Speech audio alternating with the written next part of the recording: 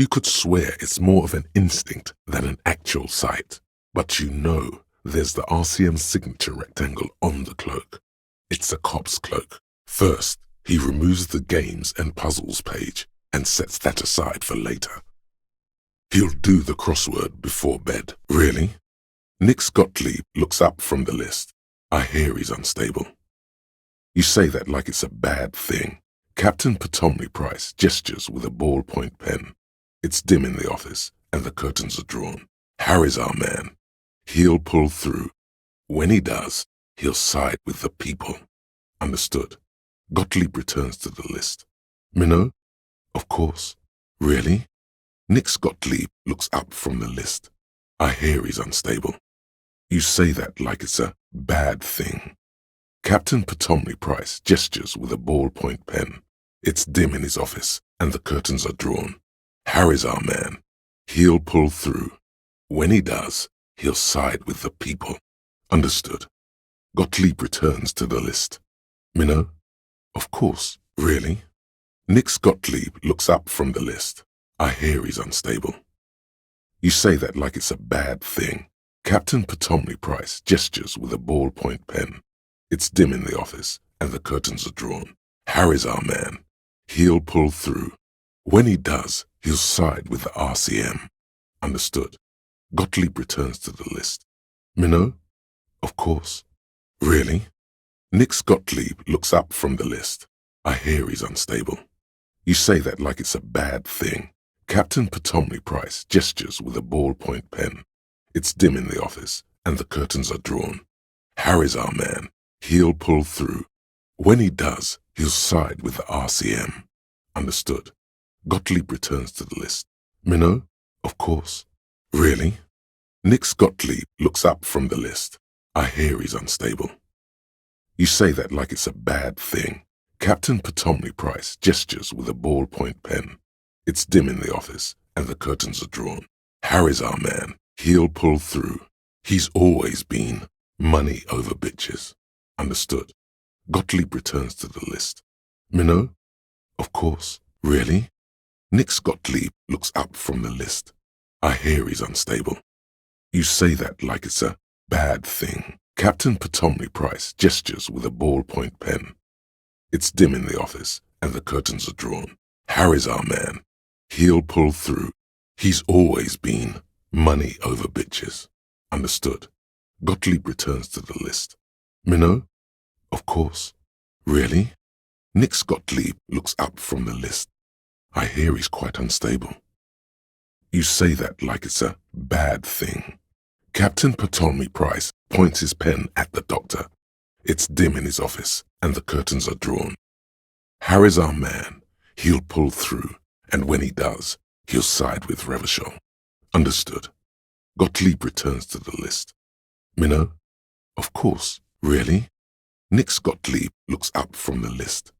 I hear he's quite unstable. You say that like it's a bad thing.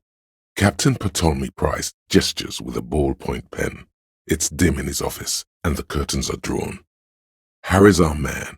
He'll pull through, and when he does, he'll side with Revachol. Understood. Gottlieb returns to the list. Minot? Of course. Come on, people. Try to keep up any standards here. It's not about stars. It's... Forget it.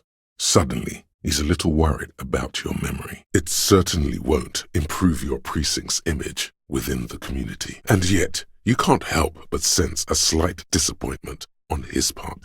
It seems a part of him hoped you would hit the pretentious young communist. A fortunate turn that the lieutenant isn't here.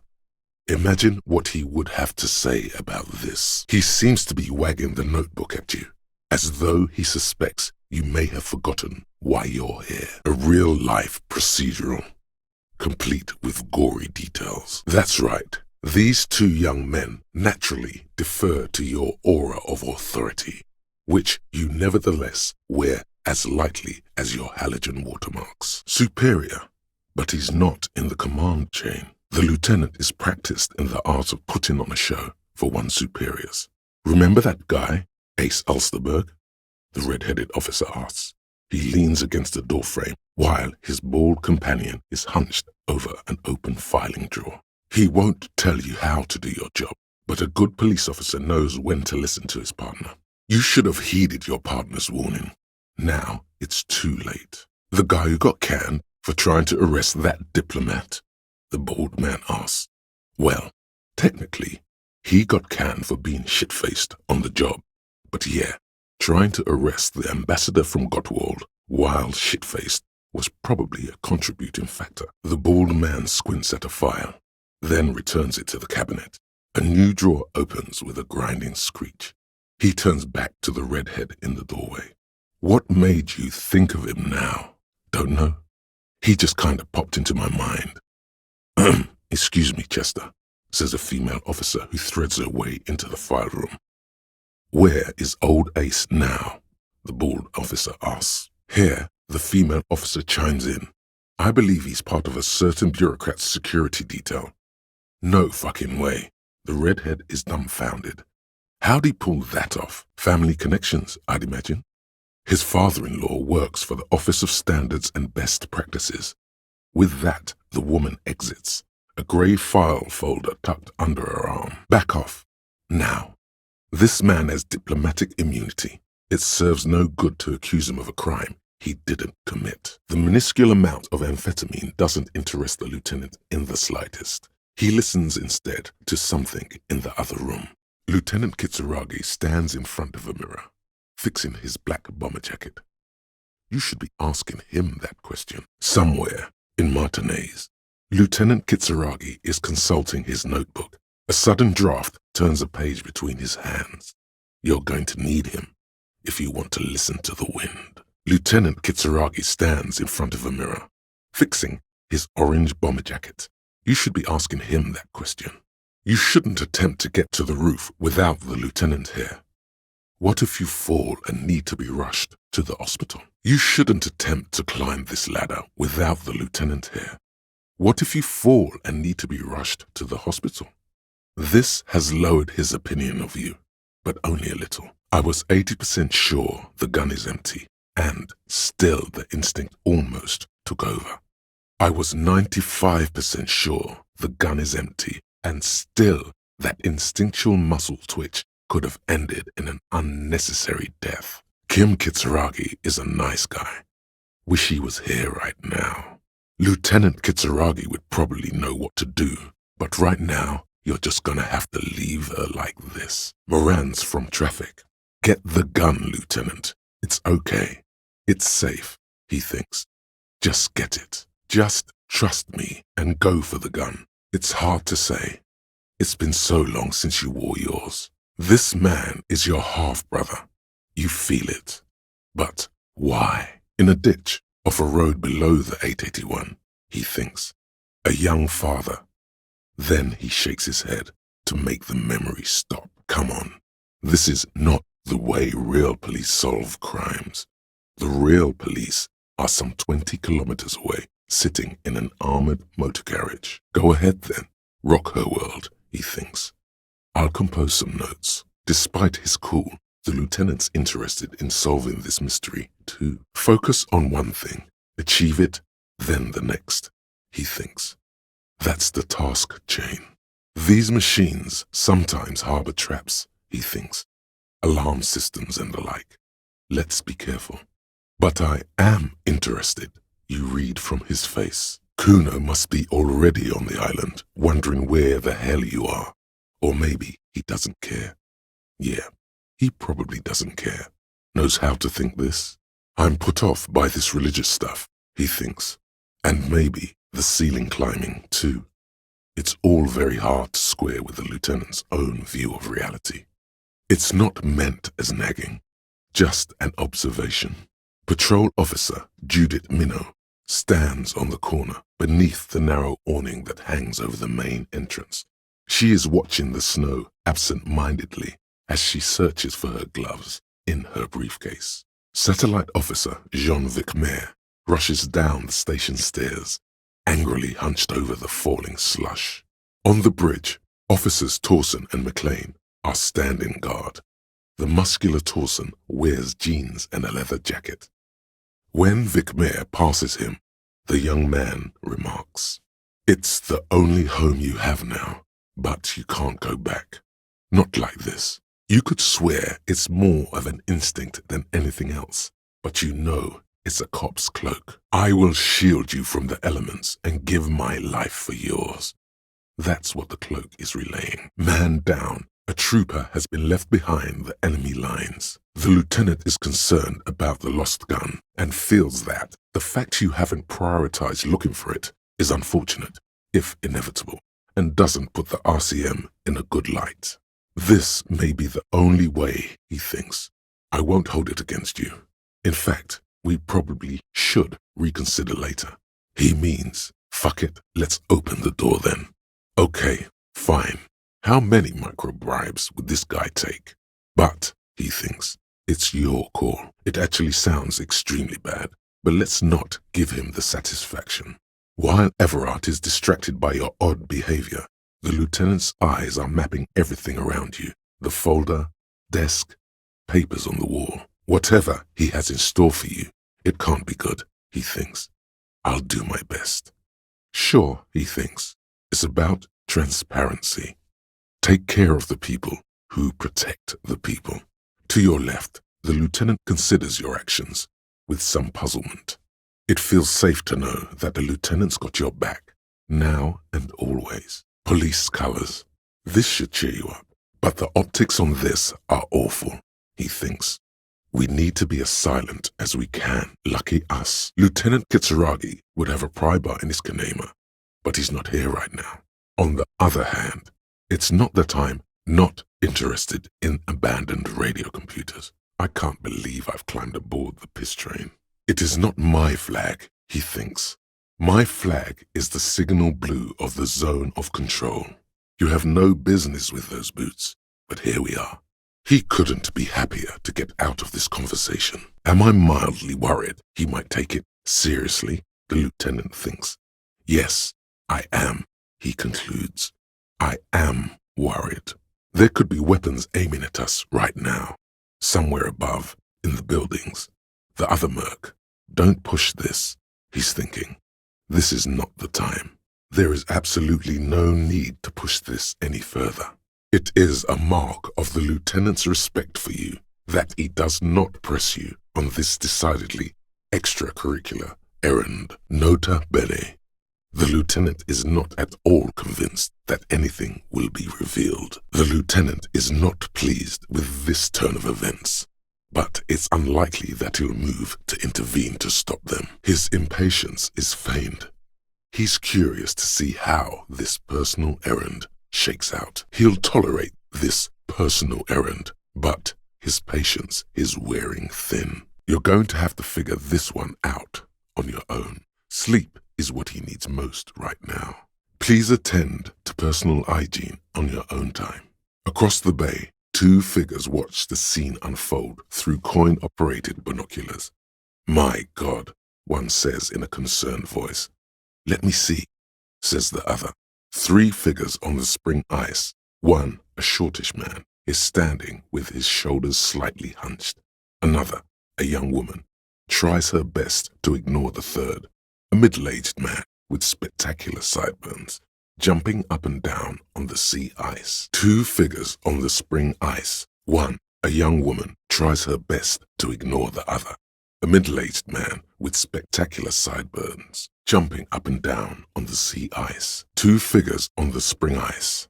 One, a young woman, tries her best to ignore the other, a middle-aged man with bloated cheeks, jumping up and down on the sea ice. Three figures on the spring ice. One, a shortish man, is standing with his shoulders slightly hunched. Another, a young woman, tries her best to ignore the third, a middle-aged man with bloated cheeks, jumping up and down on the sea ice. Two figures on the spring ice. One, a young woman tries her best to ignore the other, a middle-aged man with spectacular sideburns, who's screaming at her with all his might. Two figures on the spring ice.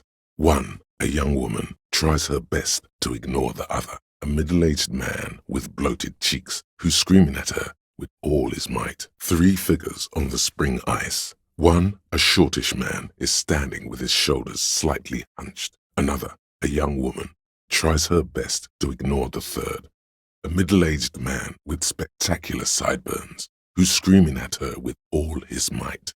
Three figures on the spring ice. One, a shortish man, is standing with his shoulders slightly hunched. Another, a young woman, tries her best to ignore the third, a middle-aged man with bloated cheeks, who's screaming at her with all his might. The lieutenant stands behind a white table, cleaning his gun.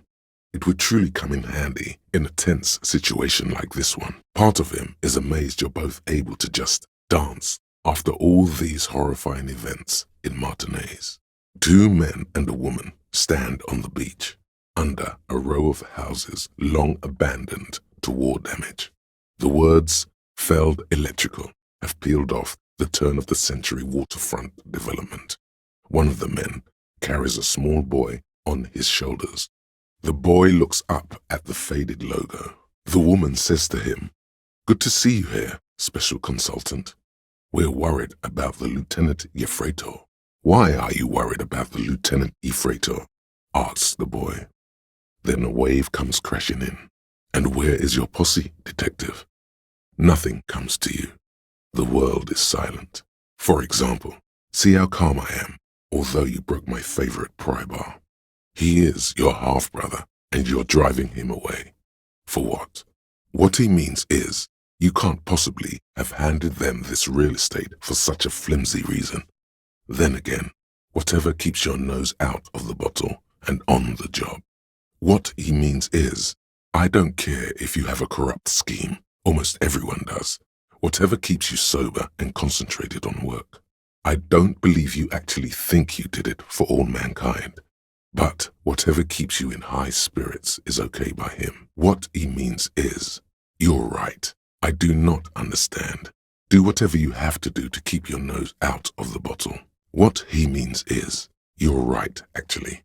The tent was a safety hazard, and this place was deserted anyway. I'm actually not, he thinks. I just dislike delinquents. Just don't mix it with anything, he thinks, looking you over. Thankfully, his sense of balance seems okay. Whatever. I'm not getting involved. As long as you remain functional, he thinks.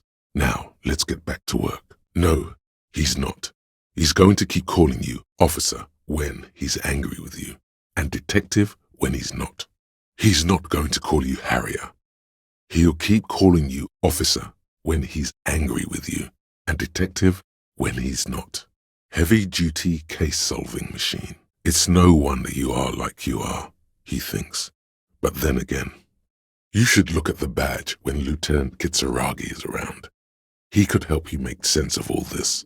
He feels guilty about failing to protect the inhabitants of the fishing village from a greedy mob boss. Somewhere in central Jamrock, Lieutenant Kitsuragi steps into the public library. Rows of shelves pass on either side. You feel he should be here for this, for in-depth flower analysis. Far away, Lieutenant Kitsuragi is flipping through stations in his Kanema. He is not here examining the bullet with you. He should be. He would find this very intriguing. Mention it to him later when he's here. Back at the station, the lieutenant is standing at a counter, diligently filling out paperwork to hand over to a tired records clerk. You should share your findings with him as soon as possible.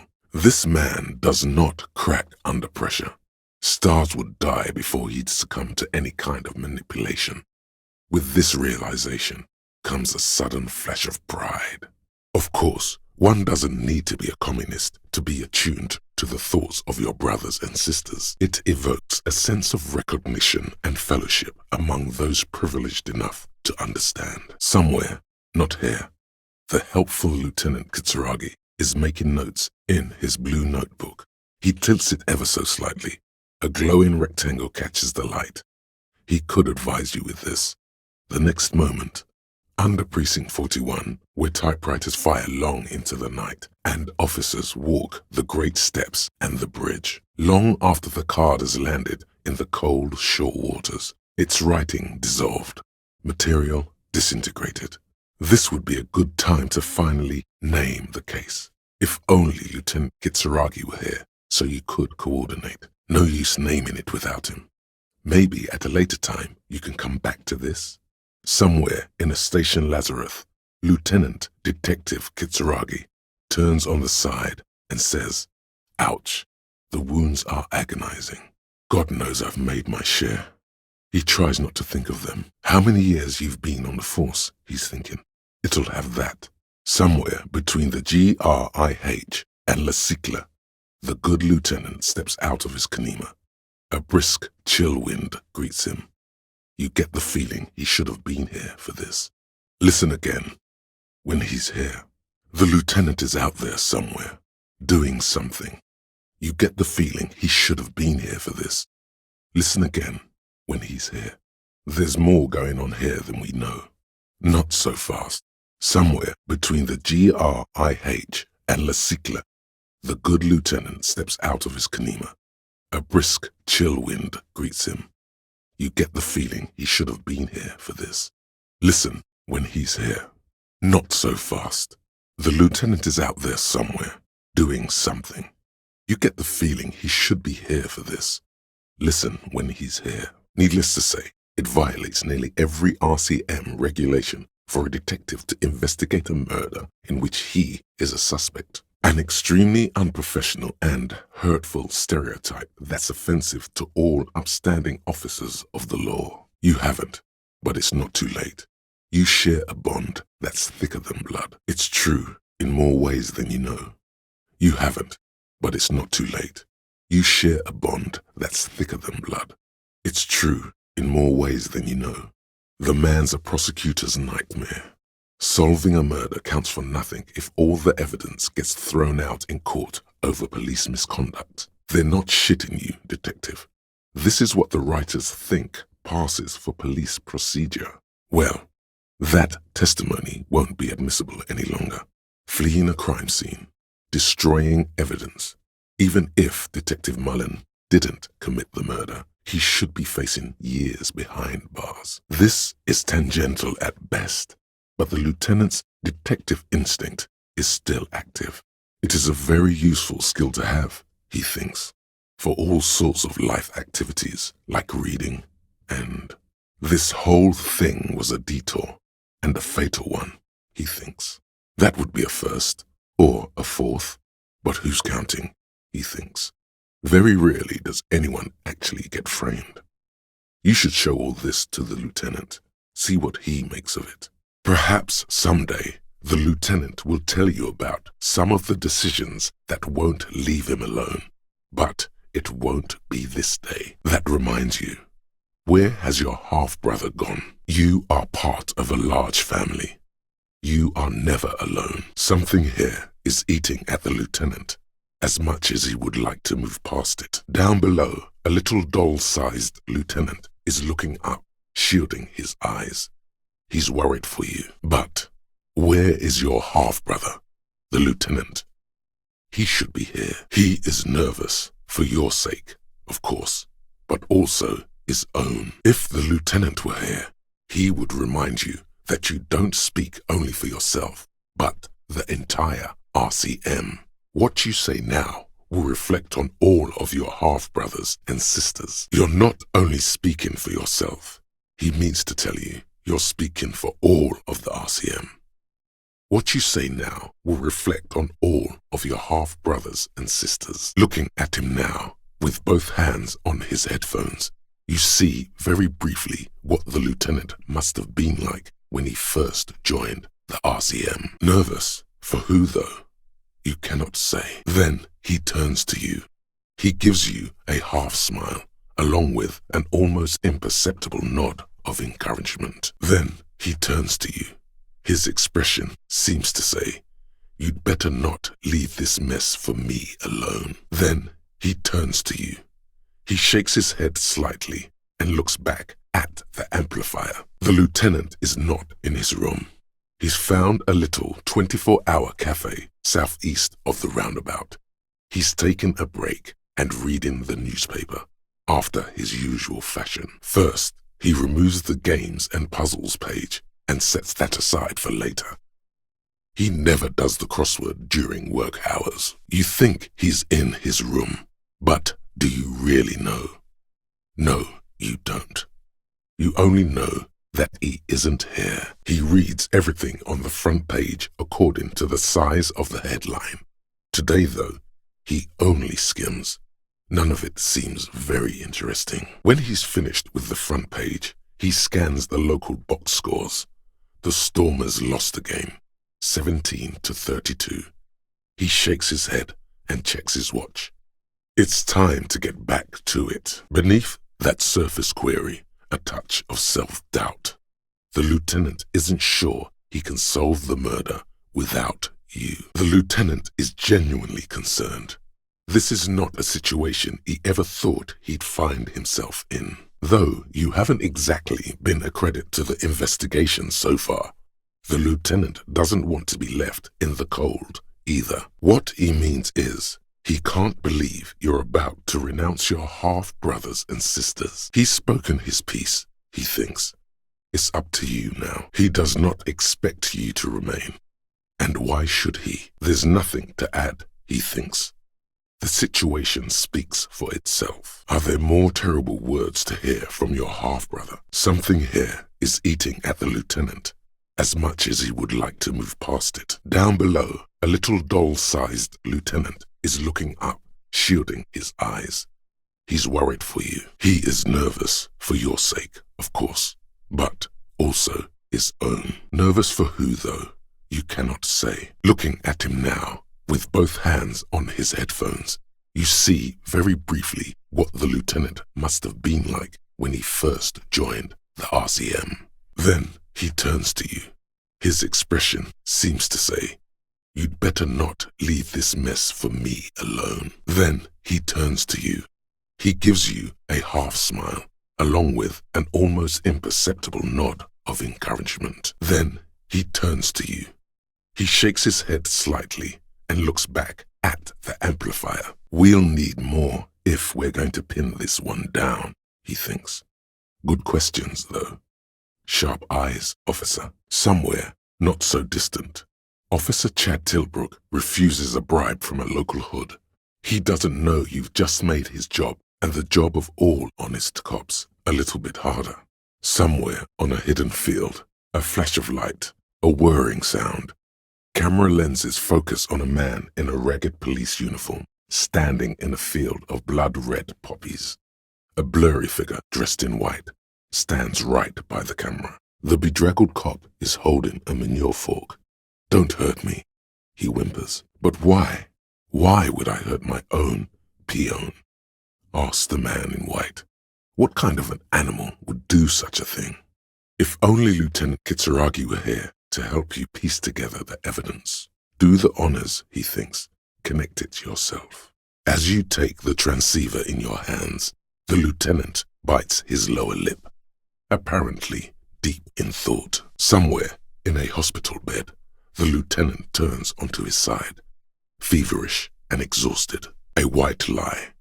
Of course he has opinions. The cop radio is buzzing on silent. Somewhere in a hospital bed, the lieutenant turns onto his side, feverish and exhausted. A white lie. Of course he has opinions. The cop radio is buzzing on silent. Somewhere in a hospital bed, the lieutenant turns onto his side, feverish and exhausted. A white lie. Of course he has opinions. Somewhere in a hospital bed, the lieutenant turns onto his side, feverish and exhausted. The cop radio is buzzing on silent. A white lie.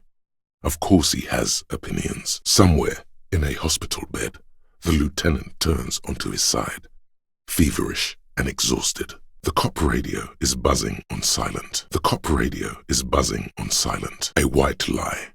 Of course he has opinions. This is the orderly pattern of duty. A picture of a job well done, over and over. Lay off her. Come on, he thinks. She's not the lady driver. Your partner needs backup. Now's your moment to shine. Not a lot of moral fiber on this one yet, he thinks, wriggled out of it. I've softened him up as best I could. Now it's on you to finish the job. Looks like the lieutenant has a plan. Let him do this. What are you doing? In a small office behind the old military hospital, hunched under the green glow of his desk light, Officer Hans Blau browses through a test print of his Futurist magazine. It's called The Futurist. The typeface on the header is too small. Were you there? The clatter of typewriter keys fills the main hall of the reappropriated silk mill. Precinct 41. Chad Tilbrook presses enter. Outside, Officer Elfboy Williams slams the door of an armored motor carriage. I really have, he thinks. She was strong. She made it easy for us. This soldier is the highlight of the day for me, he thinks. This little stick right here. Night. Captain Ptolemy Price steps into the yard. A piebald horse waits by the motor carriage, chewing oats out of an oat bag. Seagulls fly overhead. The sky is black. Captain Price wears a black suit and a standard patrol coat as he mounts the horse to head home. Rows of houses on either side, hunching over the sidewalks, and Precinct 41 with its dome roof growing distant. Around him, the streets are silent. A kid on the corner waves at the captain as he takes the turn on Petition and Main. The horse neighs. The captain nods back. And I don't use the mad lightly, he thinks. Utter madness, he thinks, as a compliment. Utter madness, he thinks, as a compliment. His opinion of you has lowered considerably. You feel fortified by his assurance. It's going to be all right. Unimportant. The probe and the case converged, he thinks. This was quite the find. We shouldn't disrupt the way things are done here, he thinks, and have little power to do so anyway. Should I contact his station's Lazarus? Behind his back. Probably shouldn't have asked you this. I don't need a word-for-word retelling, but we're partners. Say something. An adjective will do. That makes absolutely no sense, but I really don't want to get into it with you. I hope he means it, and at least some kind of an early defense system in his psyche is working. Was it a mistake leaving him alone with that guy? I'm not expecting him to get far with this, the lieutenant consoles himself. Sincere worry, officer to officer. He feels you need help and regrets that he does not know how to offer it. Your half-brother is proud to stand beside you. And then that motherfucker Gottlieb, reeking of schnapps, ordered me into his butcher's room. Officer Fisher is in a storytelling mood. He continues, and I ask him, "You sure, Doc?" And he's cool as can be. "Yeah, if you're in pain, we've got to get that baby out." And so he removed my appendix on the spot while the party was still on in the other room. And I was delirious with pain and all the snaps I'd had. But I remember thinking, man, that Gottlieb can stitch. Only a month later, when I got a chance to properly thank him, did I find out that he had no recollection of the event. That's Gottlieb for you. In league with some devil, he is. I'm sure of it. Cheers. The clinking of beer glasses is drowned in group conversation. One needs tending to right now, he thinks, looking around the room. God, these apes. Sometimes police work is about human dignity, about giving back names to anonymous victims. This is a fun challenge for her, an opportunity to contribute beyond doing her job by rote. She'll gladly put in the extra effort for Team RCM. The small room is filled with cigarette smoke, abuzz with laughter when Officer Judith Minnow enters. Her left arm is in bandages and her hair trimmed short. 18 kilometers to the south, in the 41st Precinct's relay booth, a small crowd has gathered around Communication Officer Jules Oldboy Pidier. Around a dozen cops. Far north, on the other side of the motorway, the officer quietly hunches with his hand in the motor carriage. A scrawny old man sits in a dusty cubicle, smoking, with a large white rectangle sewn on his vest. In front of him is a box-shaped apparatus with an array of wires and antennas. The radio switchboard, Words are not necessary to feel the lieutenant's discontent for the situation.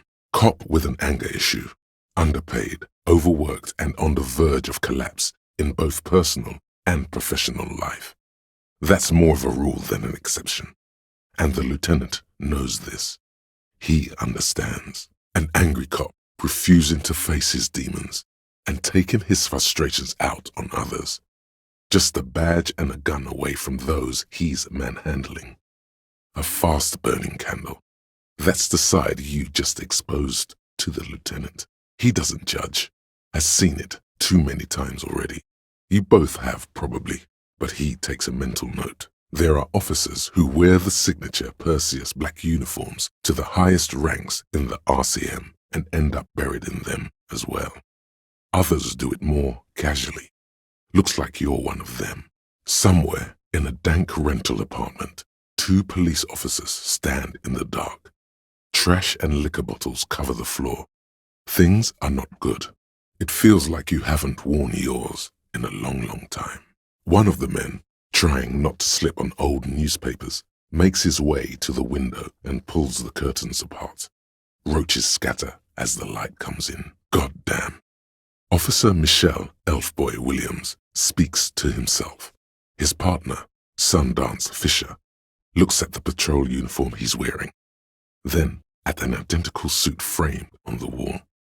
It's blue and covered in dust. Let's get the fuck out of here. He turns to Williams.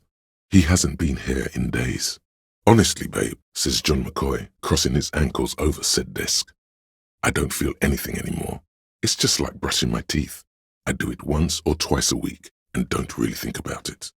There's no trace of guilt in his voice. It's meant in earnest. Please don't mistake it for a jab. What's it feel like to kill a man, Mr. McCoy? A young woman asked the man across the desk from her. You really ought to open this door. It's dangerous to go ahead alone. And mine too, he thinks. But keep on. This must be done. You should probably check on Kim. It doesn't sound like he's doing all too well. We should have factored this in. Damn it. Satellite Officer Vic Mayer looks out of the window grimly, then puts his coffee down and turns to Patrol Officer Minnow. We can either take a room here in the Whirling or go home for today. Let's go home, Jean. Nothing's going to happen today, she responds quietly. Jean takes his blonde wig off. Call Heidelstein. He can give us a ride. You should probably check on Kim. That's what good partners do. You'll need the lieutenant's help to carry her over. In this case, we can't afford to be squeaky clean, if you must.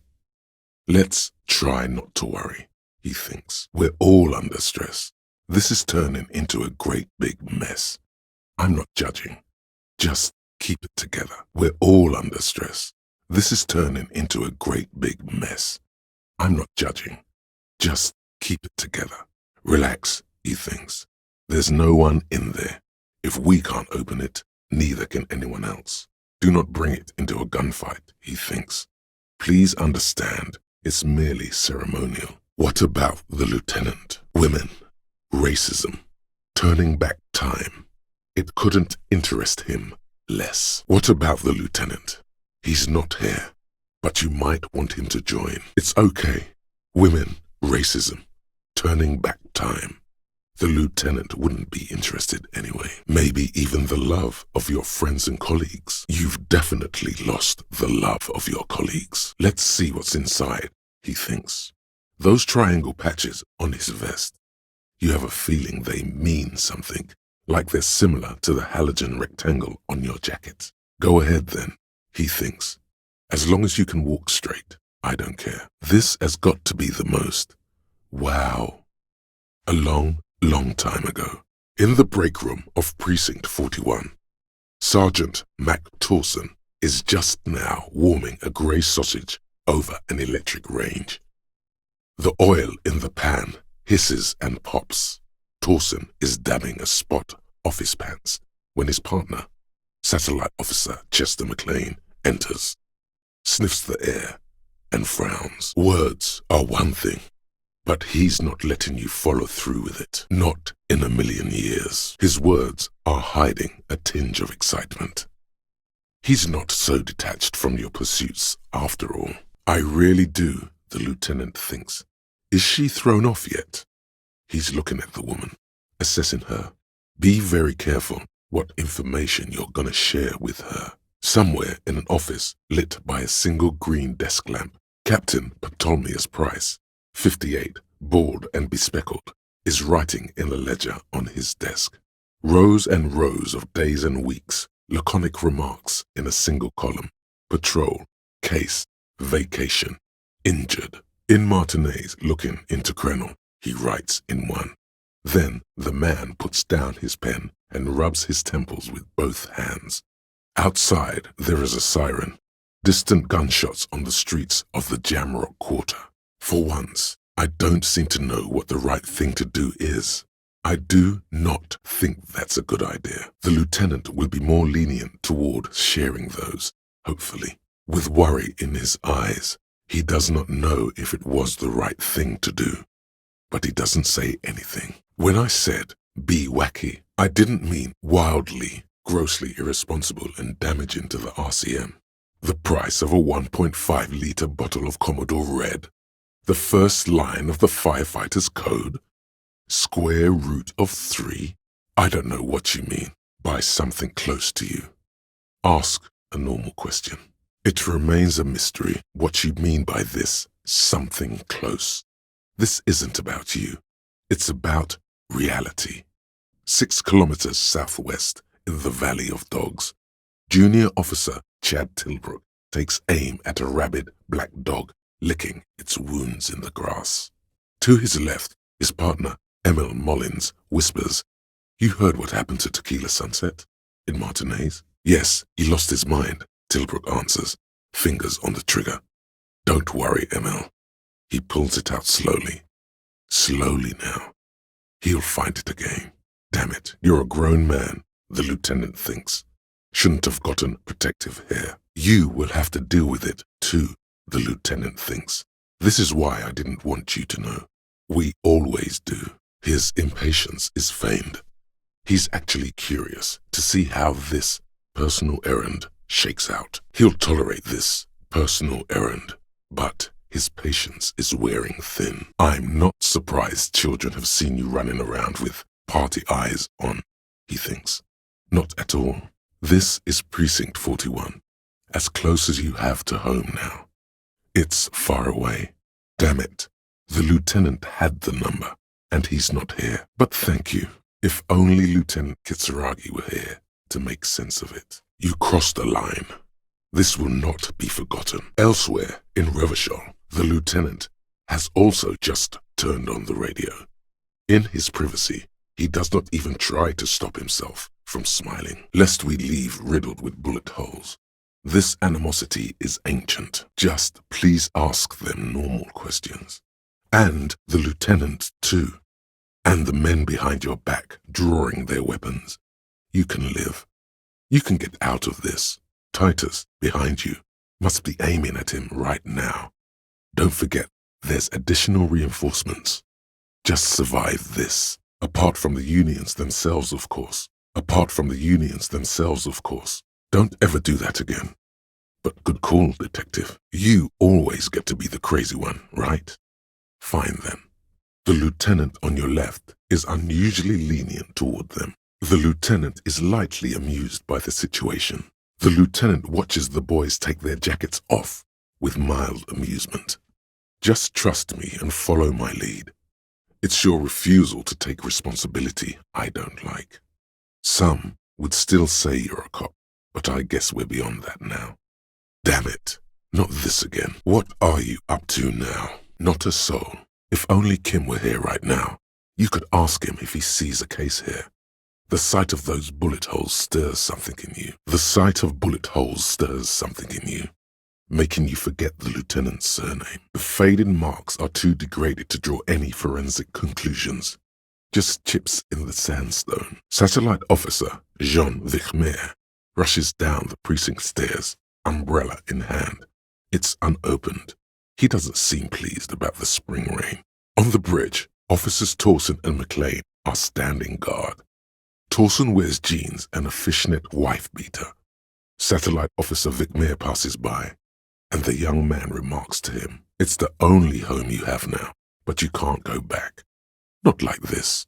Patrol Officer Judith Minot stands beneath the awning overhanging the entrance, struggling to open her big black umbrella. Lieutenant Kitsuragi lies in the hospital, recovering. Barely. "Are you really done here?" he would ask you. "Are you done with the investigation?" 2 men and a woman stand on the concrete square of a nameless village, looking at a small yellow boat as it draws closer. "The sea is calm," is what you plan to say. Before you can get past "you're under," the kid interrupts you. Is what you plan to say. Before you can get past "you're under," the lieutenant interrupts you. Camaraderie, even. For a second there, he feels less alone. But then the second passes. There is plenty here to work with once he's in custody, and the lieutenant knows it. He gives you a little nod to proceed. To your right, you see the lieutenant give you a quick sideways glance. They are veterans of the same war. Somewhere west in Coal City, his enemy is lying in a dark room on a metal slider. In L'Auxerre Municipal, like he will too, soon. Half of the war between these men is over. They are veterans of the same war. Somewhere west in Coal City, his enemy is lying in a dark room on a metal slider, not breathing, like he will too, soon. Half of the war between these men is over. With an agitated gait, Satellite Officer Jean Heron Vichmer paces the jetty, 22 kilometers east in Martinez. "What could he possibly be doing there for so long?" he says. "Police work?" Patrol Officer Judith Minot replies, with a tinge of hope in her voice. A tinge of warmth, too, against the cold air rising from the water. With an agitated gait, Satellite Officer Jean Heron Vichmer paces the jetty, 22 kilometers east in Martinez. "What could he possibly be doing there for so long?" he says. "Police work?" Patrol Officer Judith Minot replies, with a tinge of hope in her voice. Tinge of warmth, too, against the cold air rising from the water.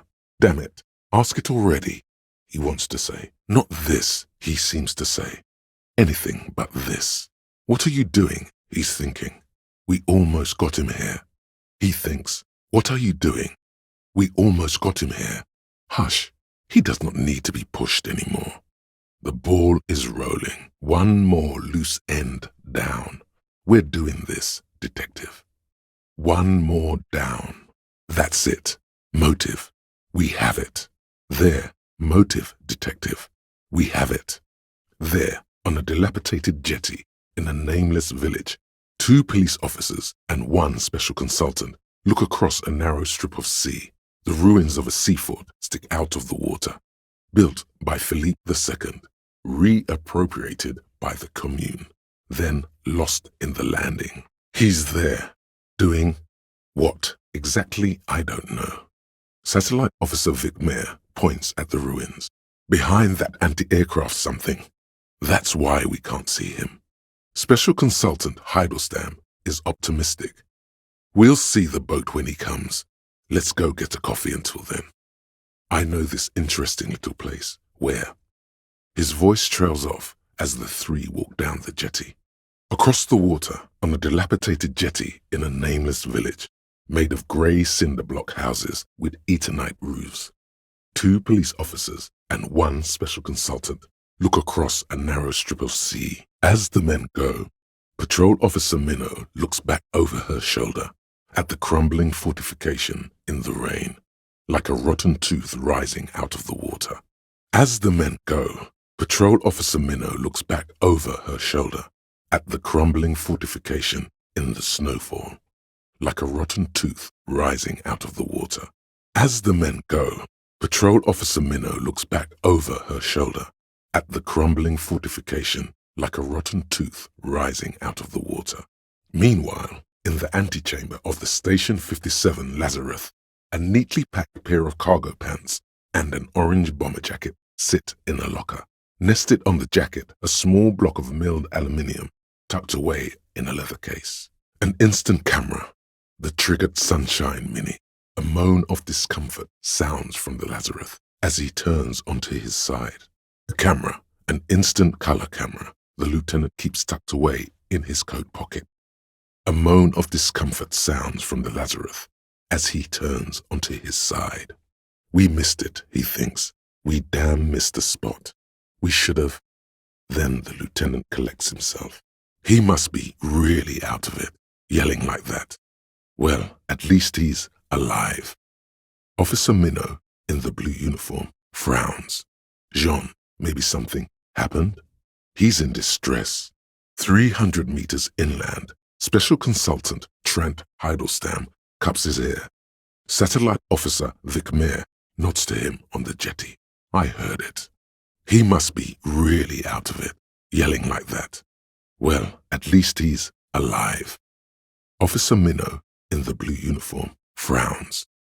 Jean, maybe something happened? He's in distress.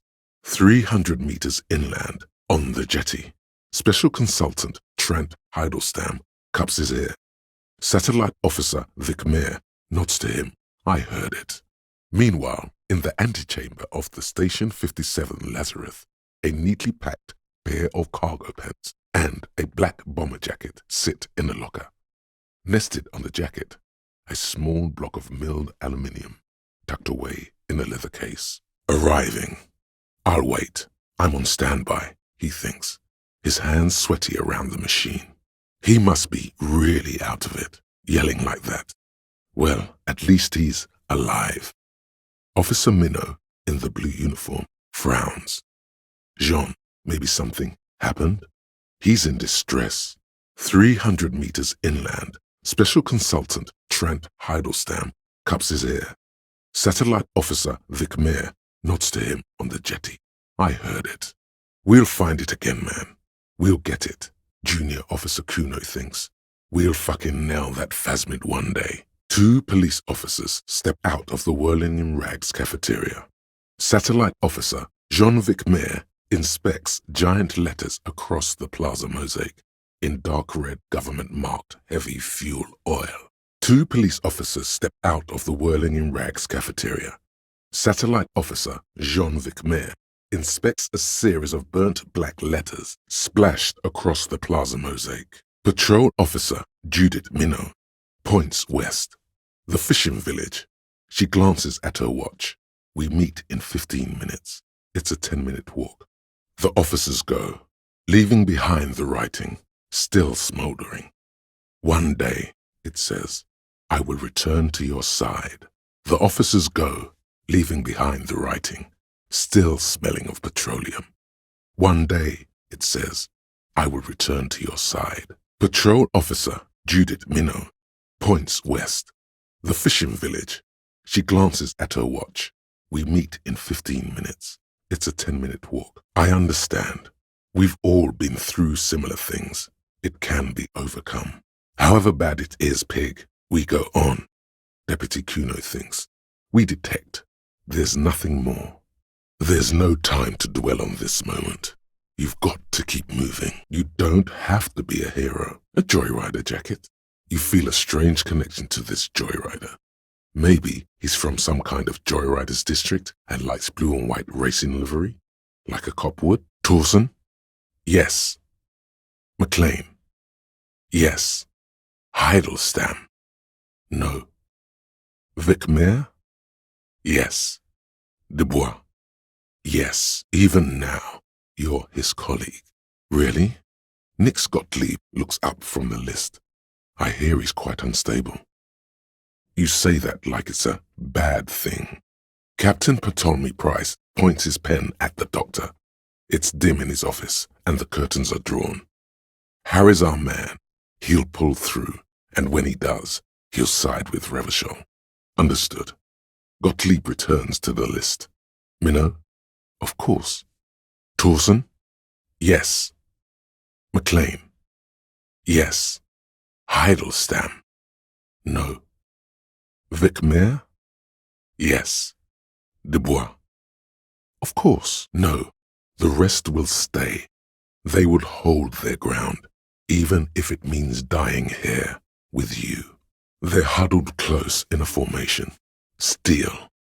The rest will stay, even if it means dying here with him. Nothing to do here without the lieutenant. You must return here with him. There is little time for this.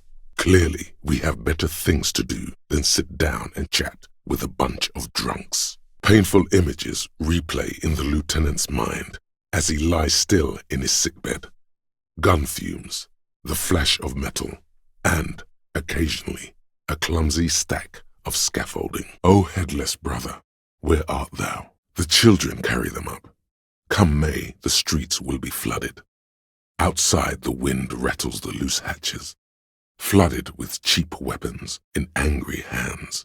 They're antiques, says Lieutenant John, the archetype McCoy, to his partner. They're digging them up from the catacombs now, fixing them. Old cachets from the revolution. It's early spring, and the rains are coming. An officer enters a low hut of stone and wood. Inside, weapons are piled against the walls. Rifles with splintering stocks, and swords, tens, if not hundreds. I'm not telling you twice. Elsewhere in Revachol, the lieutenant switches on the radio. His head rocks subtly to a violent track.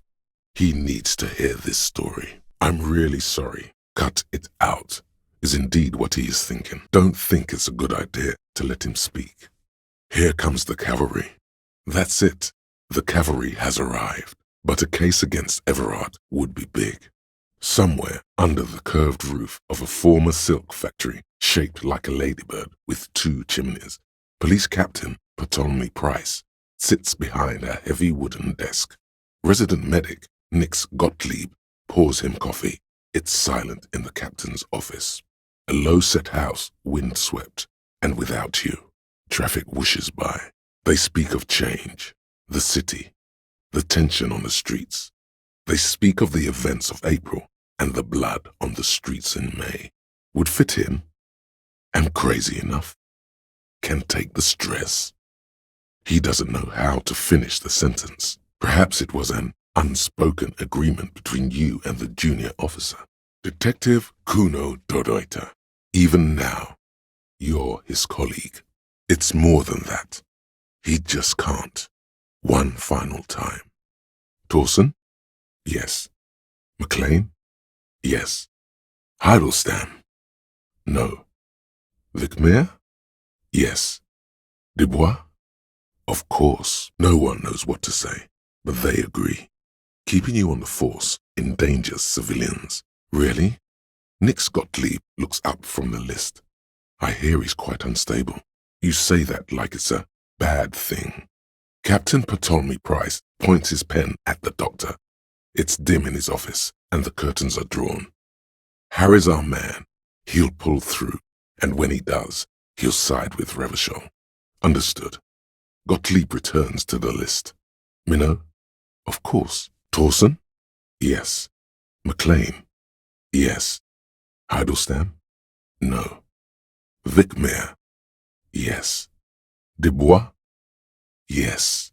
And Station 41, and the glow of its desk lamps, the clicking of coffee mugs, clouds of cigarette smoke, and the ringing telephone.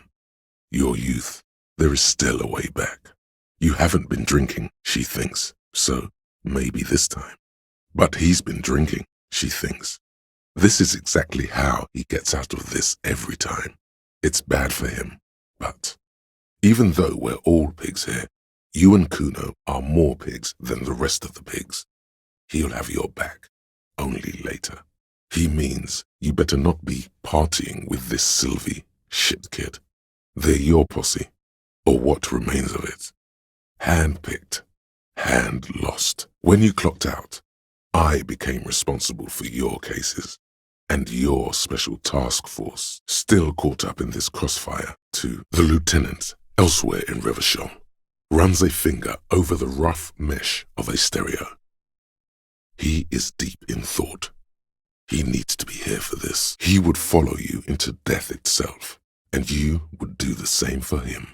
You, your friends, your family, everyone you had ever known. This was you, comrades, the forsaken, the wretched, who tried to rise against the horrors of the world. Foreign dissidents, unwashed criminals, and hoi polloi. Such is your belief, officer. Leeches, fleas, and thieves, all the freeloader scum living off the hard work of others. Such is your belief. Collateral damage on the path toward normalcy and progress. Such is your belief, officer. Ordinary people, familiar, each and every one of them. Two officers of the law against the world, nodding in unison. It is your source of power. The bond of camaraderie between you is palpable. Follow your brother into death itself. He seems to have an unrealistic idea of the RCM's budget and manpower. You'd better be going somewhere case-related with this. God, I hope he meant it sarcastically. If not, I don't really see how he can continue being a police detective. It's difficult to say what the lieutenant thinks of this historic apology. His face does not belie emotions. If you think it's important, you have been right before. Helping cryptozoologists isn't really a priority for our organization, is it? The lieutenant looks out the window, impatiently. He sets down the paper and quickly scribbles the date and time in his notebook, along with a note. HDB, possible relapse. Check in first thing. Meanwhile, his colleague is filling in the last clues of his nightly crossword when he hears what seems to be some kind of animalistic howling from the adjoining room. He directs his eyes toward the door of their shared bathroom. He sighs and returns to his crossword. He is a police officer, not a babysitter, in a mold-covered bathroom inside a trashed hostel near the edge of Martinez. A middle-aged man grips the sides of a cold sink in white-knuckle fury. You used to believe you came from a large family with many half-brothers and sisters, but where are they now? However you shout, they can't hear you. If an assault were launched on this building right now, if the windows came crashing down and the whole world descended upon you, this man would hurl himself in death's way to save you. You are sure of this. But why? He is your half-brother. Your brothers have left you. He is not the least bit offended. He just wants you to know his caseload should be much higher. Strangely enough, it's not pity. He would never pity a fellow officer. He truly appears to think you've solved your fair share of cases, perhaps more than him. Still, against his better judgment, this made him think just a little bit less of you.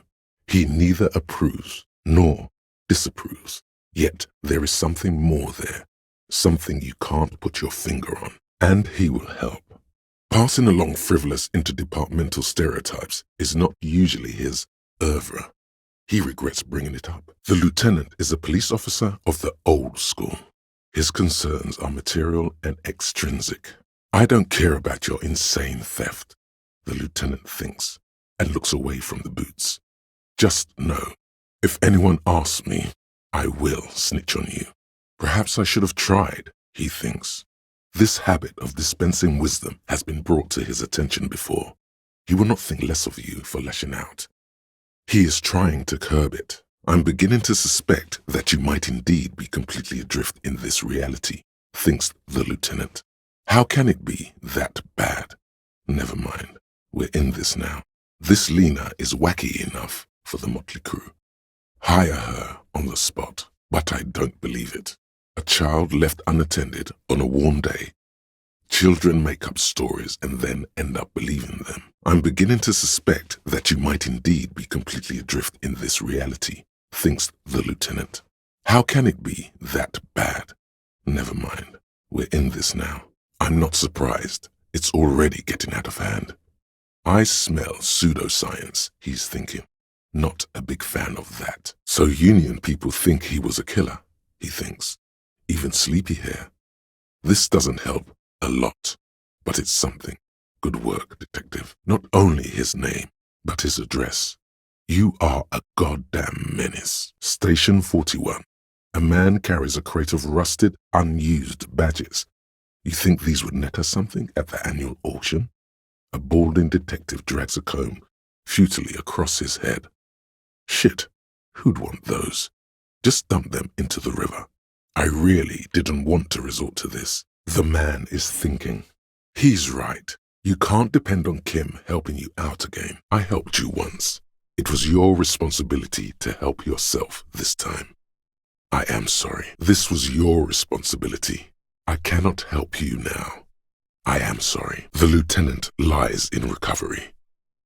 Where he does so, however, is unknown. That's cop 4.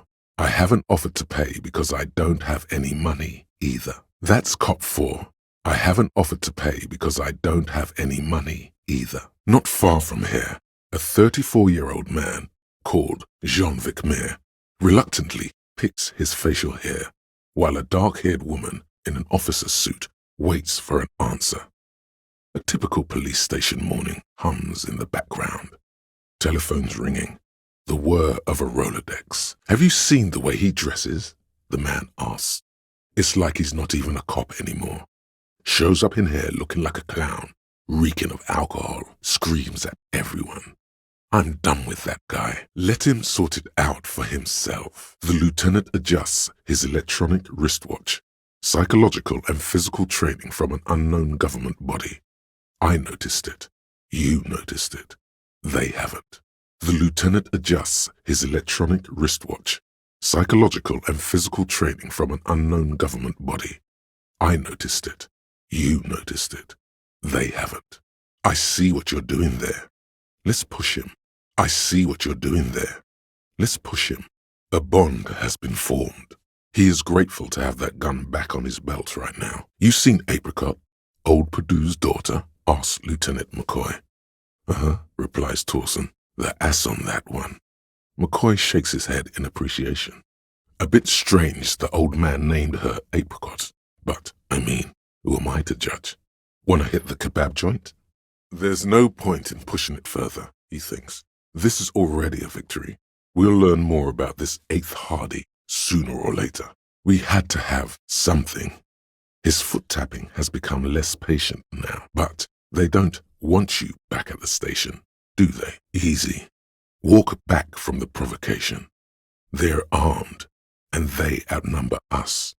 The lieutenant tries to establish eye contact with you. He's just glad you're both safe for now. Precinct 57's finest scans the room, leaving the speaking to you. He trusts you. Maybe against his better judgment, but he does. Yes, of course, preposterous. I mean, you would remember if they were, right? Who forgets their squad mates? That's not possible. Am I from? God, he doesn't know. Far away, in the darkness of a makeshift morgue behind Station 41's Lazarus, Dr. Nix Gottlieb cuts into the cold, dead feet of a murder victim. The veins are oddly black. He suspects a neurotoxin. Whatever you had planned, you have to do it when the lieutenant's gone. I mean it, he thinks. Please, please do not melt down again. We're so close to wrapping this up and getting out of here. He fires a nod of solidarity in your direction, as if to say, take your time. It's okay. Not just granite, tightly packed RCM sergeant material. No, he already is a sergeant. That's what you're feeling. He just wasn't sure what you are, and he still isn't. People aren't afraid of good cops in the way Ruby was afraid of you, he thinks, then turns back to his men. Another life. You know what it is. It's like the two of you know each other. Just ask him. There's something that binds you to him. Some kind of an outfit, maybe. A uniform. Exactamundo. The police of animals. Yes. Yes. Nurses. Why not? I want to say, yes, I think. Then don't. No one's forcing you. Of course, you don't have to. You can talk about anything you want. Of course, you don't have to. You can talk about anything you want. Of course, you don't have to. You can talk about anything you want. It's not my style, he thinks, glancing at the man in sunglasses and the woman beside him. Oh boy, they're mad at him. No wonder. He just doesn't recognize them. Okay, I was clearly wrong. He is a firefighter, male nurse, animal control agent, something of that kind, not a cop. Go on with your cop work. Don't let me stop you again. Go for it. The lieutenant has his eyes set on the fat guy. Push Angus. We're almost there. The coroner and his assistant are wrapped in blue. Hands covered in blue gloves. Mouths covered by blue masks. Bodies by blue aprons. The coroner wipes his brow, scalpel still in his hand. Get the light. Shine it in his mouth, he tells his assistant. The coroner squats to better see the light illumines the darkness inside. Well, shit. Can't blame them for missing that. Get the saw, Alan. This just got fun. Dirty tactics, officer. Go ahead then. Maybe they'll only break his legs, and Titus Hardy himself would make a good officer. That man was born to lead. Fuck it, let them have their day, Kuno thinks. Doesn't have to be a joke. Kuno was just saying, we need to solve this shit. Yes, just cross it off the list. It's probably not true, though. Of course, yes, it's preposterous.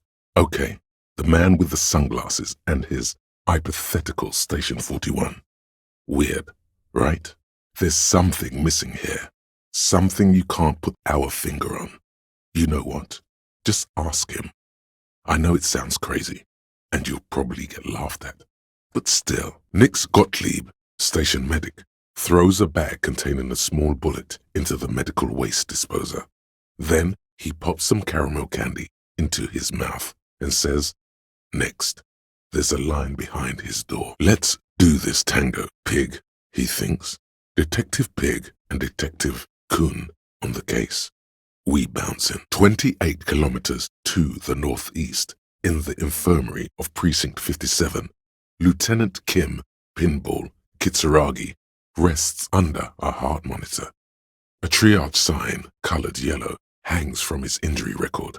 Safe, it means. He coughs, propped up against the pillow.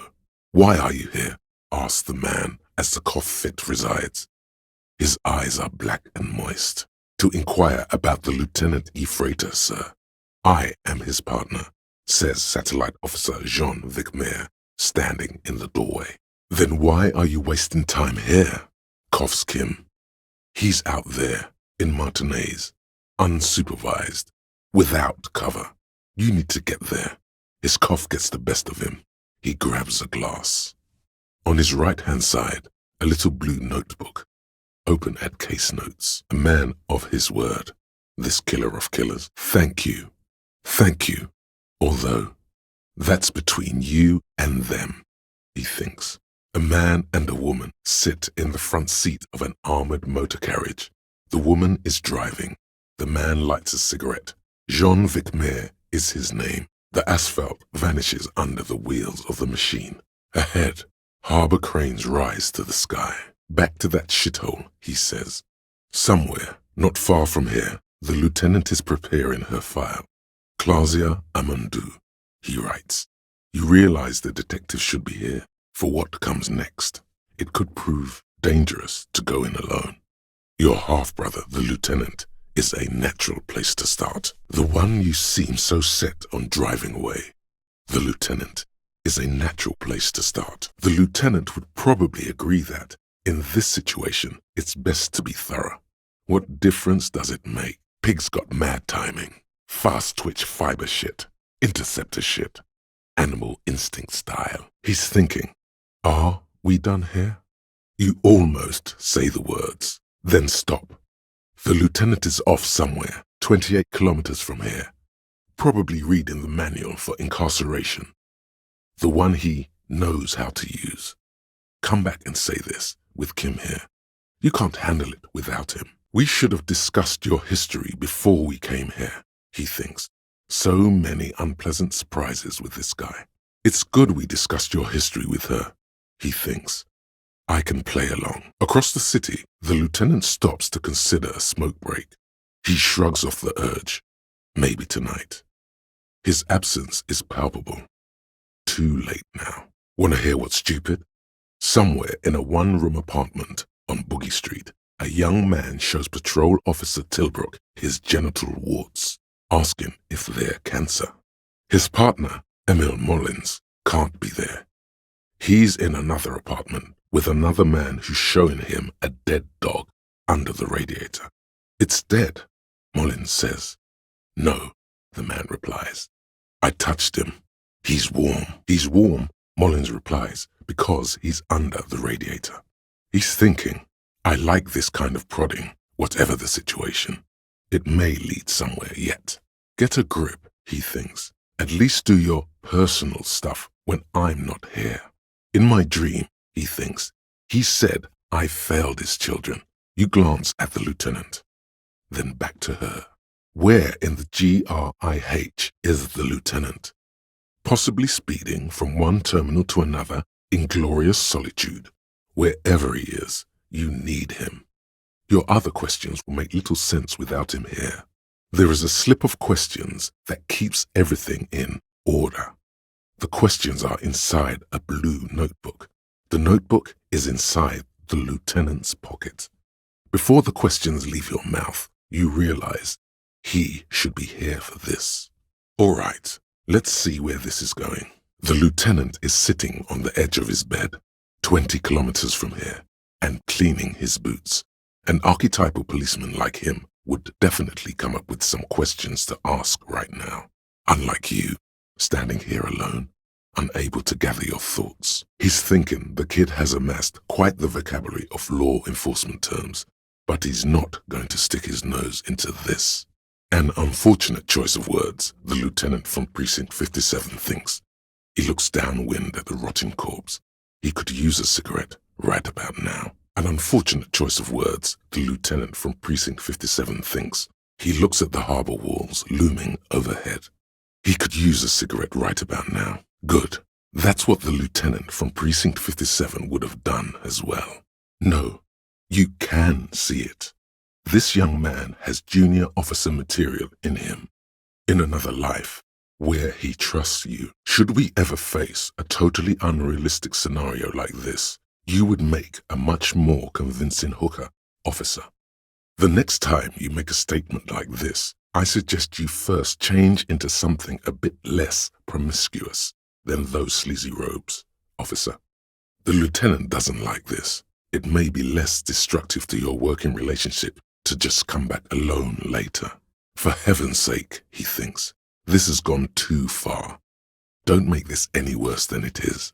Just get back to questioning the kid. For heaven's sake, he thinks, this has gone too far.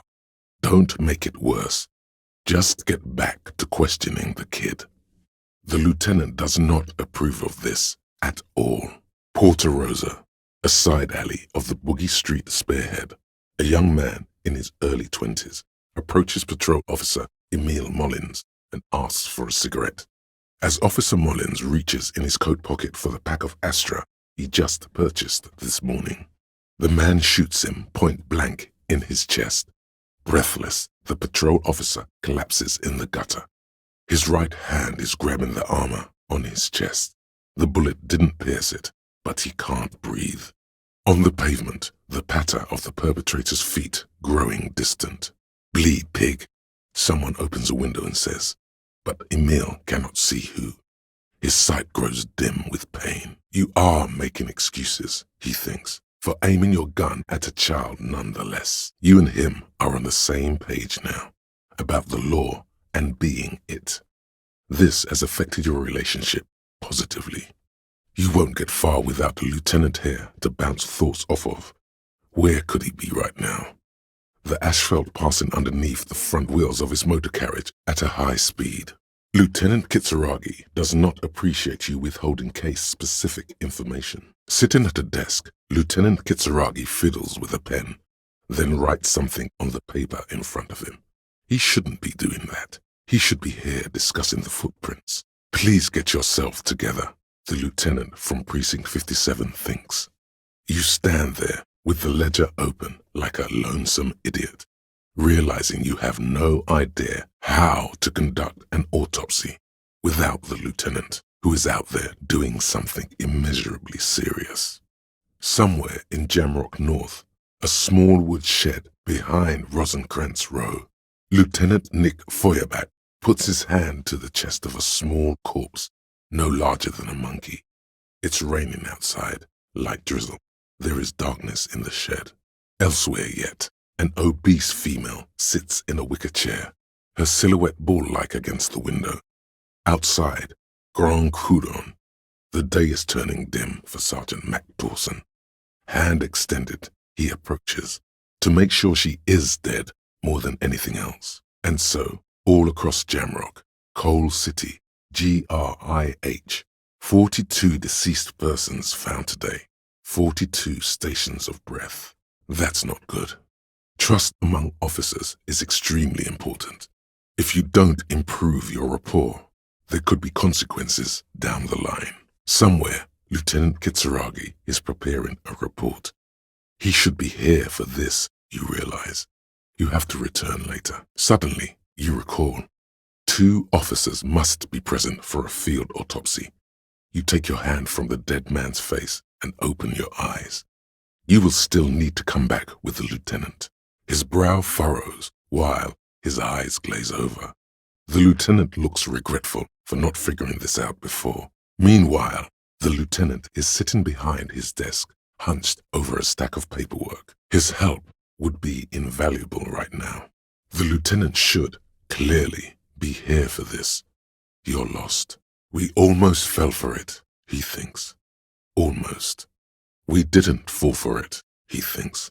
There's pride in there. I am less skeptic about this hunch, he thinks, than I was of the supernatural premonitions that overtook you at the trash container. He then covers his nose again.